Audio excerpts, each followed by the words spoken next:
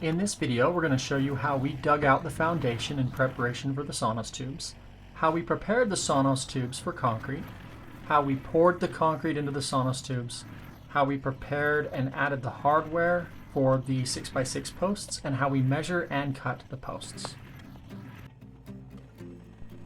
We decided to use the backhoe to dig out the holes for the Sonos tubes. Originally, we had dug out the holes with a dingo and an auger bit, but we learned that because of the slope of the land, the auger bit didn't go in straight and did not allow us to be able to get the Sonos tubes perfectly straight up and down, even though they disturbed the ground a lot less than the backhoe. So we decided to use the backhoe so that we could dig a nice big hole, get the Sonos tubes level and straight where we wanted them, and then we could just backfill around them and pack it in the best that we could.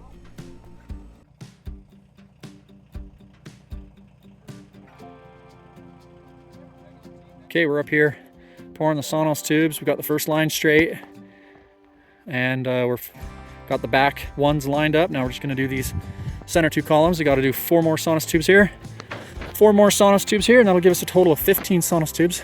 So we're putting one every 7 feet. So that should be plenty. Going down 40 inches. Luckily at 40 inches we hit clay.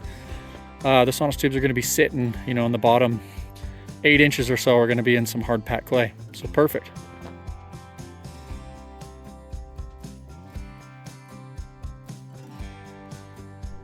In this video, you can see the change in color in the soil when we hit that hard tan clay.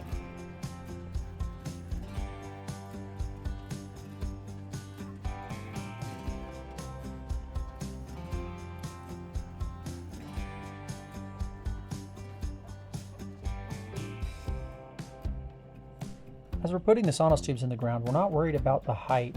We're just worried that the Sonos tubes are in line with each other and that they're perfectly vertical, because each 6x6 post that'll be sitting on top will be cut custom to the right height.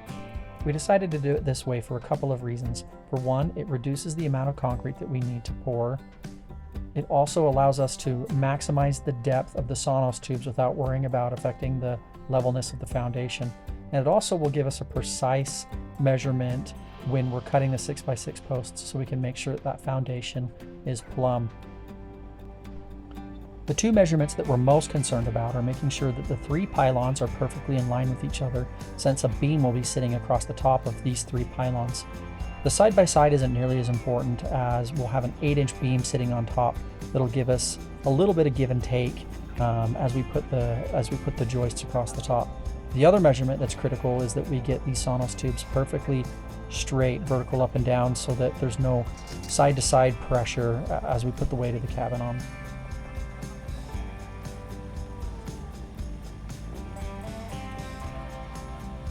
Throughout the day, we probably came back and measured and remeasured each Sonos tube a good 5 to 10 times to make sure that as the dirt was settling and as we were moving things around, everything was staying where it was supposed to.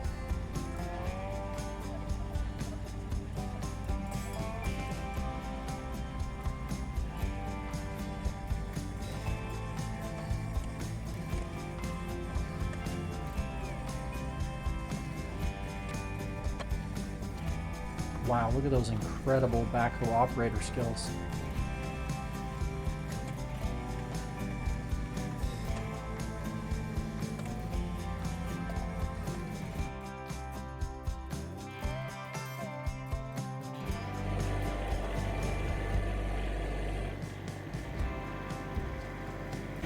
Going down to get concrete because with the truck full of concrete, it's too heavy to come up this road.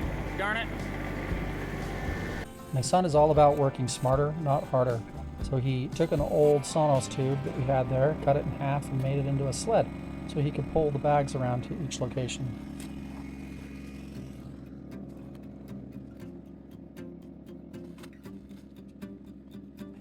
I've been trying to justify buying one of those new mud mixers, but one of my buddies had this new Harbor Freight cement mixer sitting around and told me I could use it for free. That's hard to beat. Yet again, my sons were showing me their genius.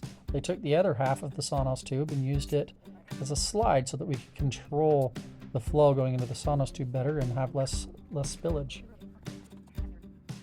In each one of the Sonos tubes, we put 3 rebar that we had bent to an L shape so they wouldn't stick through the concrete at the bottom, and then we tied a piece of yarn around the top just to hold them in the right spacing until we had dumped the concrete. Worked fantastic. We were careful to make sure the rebar was 100% contained within the concrete, so it wouldn't be exposed to moisture, so it wouldn't rust, expand, and crack the concrete. Each Sonos tube required about 4.5 to 5 bags of concrete, totaling around 75 bags of concrete for the 15. One of my son's tasks was to make sure that there was no saplings or roots growing in the foundation area.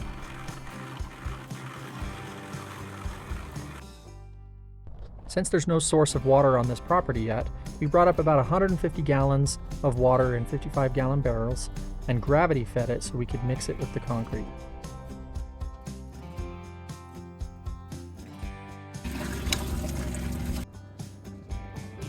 I brought two 2,000 watt generators that I can tether together to get 4,000 watts, but surprisingly, I only needed one 2,000 watt generator to power the cement mixer.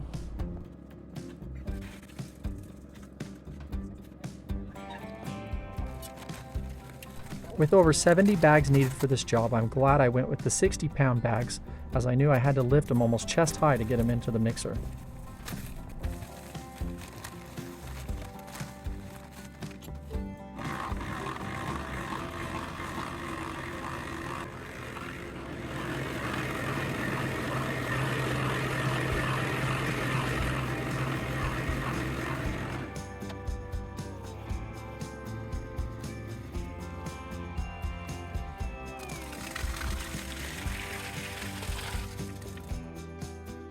Alright, so now it's just time to let it cure, and we'll be back in a week or two to drill the holes and install the brackets. Okay, so we're back up here at the cabin property. This time we just brought the minivan. The whole goal this trip is to see how well these Samson tie posts work. We decided to go with a 6x6 post, so I'm excited to put these in.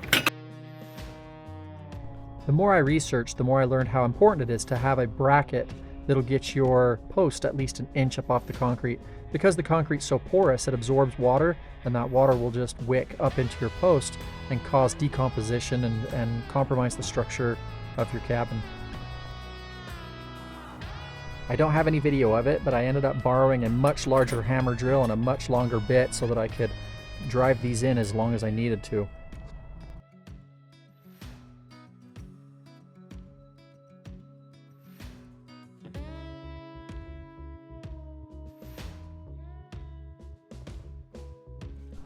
These 6x6 post brackets were designed to have about 1 inch of leeway to the left or right. Once we had the first one bolted down, we ran a string line so that we could drill the holes for the next two and get them perfectly lined up. Okay, so I'm cutting the first post here. This one is going to be cut to 10 inches. So this is going to be the shortest post out of the whole cabin, the shortest post leg. So I'm going to cut this 10 inch, measure this to 10 inches exactly right now. Okay, and then I took my square and made sure that my blade on my skill saw was exactly square here, and it's only going to cut through about 2.5 inches. After making a couple of sample cuts, I discovered that the cleanest way to cut the 6-inch pole was to first mark it all the way around and then make one cut and then rotate the pole towards me so that I could use the previous cut as a guide for the saw to cut the next side. After going all the way around all 4 sides, it broke off easily, only leaving about half an inch of uncut in the center.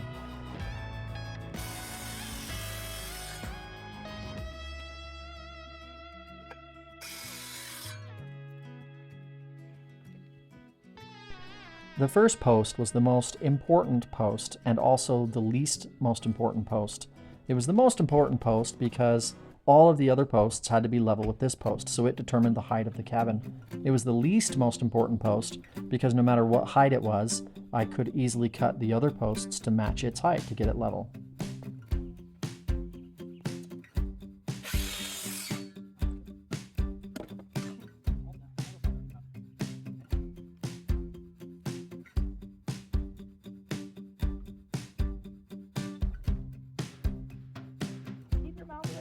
Our puppy Raven also serves as the slave driver and makes sure that nobody takes breaks too long without getting slaughtered. No.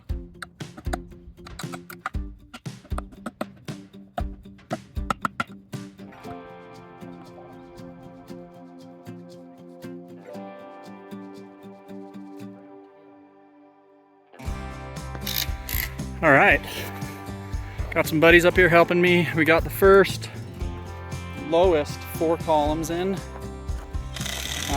Looks like, I think the tallest one's about 36 to 37 inches. So the goal is today is to get all of the supporting posts in, all of these 6x6 posts, and then we're gonna try and stack some of these big boys on top. These 8x10 beams we'll stack on top. That's what we're working on. With each beam weighing several hundred pounds, it sure is convenient to have a tractor around so that we can bring them up and stage them before putting them on the pillars. Okay, we got all 5 of the beams ready to go. We haven't cut them to length, or we haven't attached them onto the support legs yet. We just set all 5 up here. I'm gonna go home and figure out a bracket system to figure out how to properly tie these 6x6 posts to these 8x10 posts. But here is the foundation. So we've got a little over a 3-foot difference between the longest pier and the shortest. But man, I'm so excited. Thank you for watching. If you're enjoying these videos, please don't forget to like and subscribe. In the next video, we will be building the joists and preparing for the floorboards.